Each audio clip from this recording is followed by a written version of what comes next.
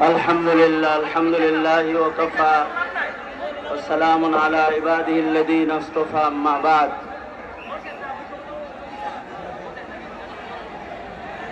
হেফাজতে ইসলাম বাংলাদেশ ব্রাহ্মণবাড়িয়া শাখা আয়োজিত মহতী গণসমাবেশের সম্মানিত সভাপতি, এই গণসমাবেশের শান্তি সমাবেশের সম্মানিত আহ্বায়ক, হেফাজতে ইসলাম বাংলাদেশের সংগ্রামী মহাসচিব শেখ আল্লামা সাজিদুর রহমান দামাত বরকাতুহুম, উপস্থিত হেফাজতে ইসলাম বাংলাদেশের কেন্দ্রীয় ও স্থানীয় উলামায়ে কেরাম, সম্মুখপানে সমবেত সংগ্রামী সুধী, আল্লাহর দরবারে শুকর যে আল্লাহ তাআলা আমাদেরকে দীর্ঘ কুরবানির পরে আল্লাহ তাআলা নতুন করে আমাদেরকে স্বাধীন জীবন দান করেছেন, স্বাধীনতা দান করেছেন।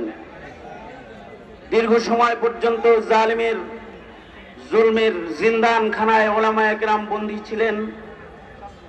ওলামায়ে কেরামের কোরবানি, এমন এক কোরবানি ওলামায়ে কেরাম বিগত দিনগুলোতে দিয়েছেন। শাপলা চত্বর থেকে শুরু করে মোদি বিরোধী আন্দোলন, এর আগে ফতোয়া বিরোধী আন্দোলন, শাহবাগীদের নাস্তিক মোর্তাদের মোকাবেলায় ওলামায়ে কেরামের কোরবানির আন্দোলন, মোদি বিরোধী আন্দোলন, সর্বশেষ জালেমের তখ্ত তছনছ করার সংগ্রামী আন্দোলন, যেটা ছাত্র জনতা করেছে। এ পর্যন্ত ওলামা হযরতদের সর্বোচ্চ কোরবানি রয়েছে। ওলামায়ে কেরামের রক্তের উপরে জালিমের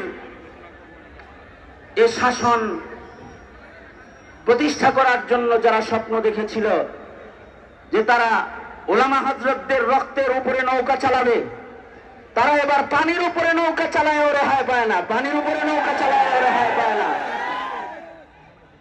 সেই মুফতি আমিন রহমাতুল্লাহি আলাইহির সংগ্রামী আন্দোলন থেকে শুরু করে এ পর্যন্ত ব্রাহ্মণবাড়িয়ার কোরবানি সর্বোচ্চ।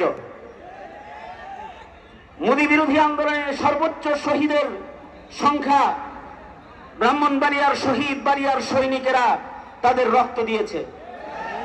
খুব মনে পড়ে শেখুল হাদিস আল্লামা আজিজুল হক রহমাতুল্লাহি আলাইহির একটি কথা, সেটা হলো তিনি বলতেন, ইসলাম এমন একটা বৃক্ষের নাম যে বৃক্ষের গোড়ায় পানি নয়, গায়ের তাজা রক্ত ঢালতে হয়।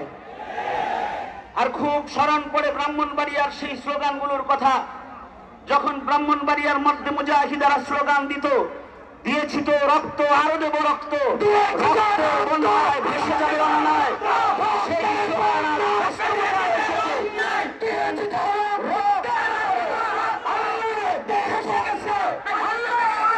পালিয়ে গেছে রক্তের উপরে। স্মরণ, এগুলো এখন শুধু স্মরণ করার বিষয়। আজকে শুকর আদায় করার বিষয় হলো এখানে এটা, এই যে হাতে হাত করির দাগ চামড়া উঠে গিয়েছিল এখনো পর্যন্ত যায় নাই।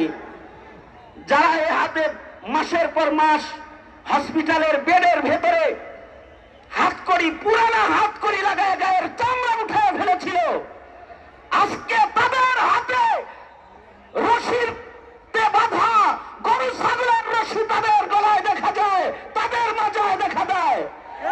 যারা ক্ষমতার মসনদে বসে থাকেন, যারা রাষ্ট্র পরিচালনা করেন, জুলমের বিচার কেমন হয় এ থেকে তাদের শিক্ষা নেওয়ার জরুরত রয়েছে।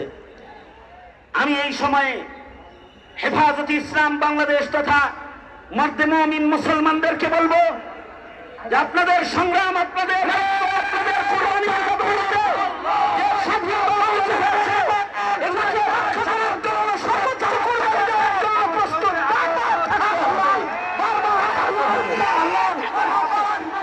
পাশাপাশি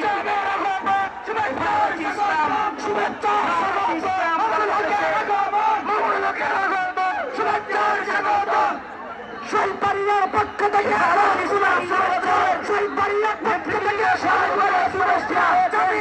পক্ষ থেকে হেফাজতে ইসলাম বাংলাদেশের নেতৃবৃন্দ শহীদ বাড়িয়ায় উপস্থিত রয়েছে। হেফাজত নেতৃবৃন্দের কাছে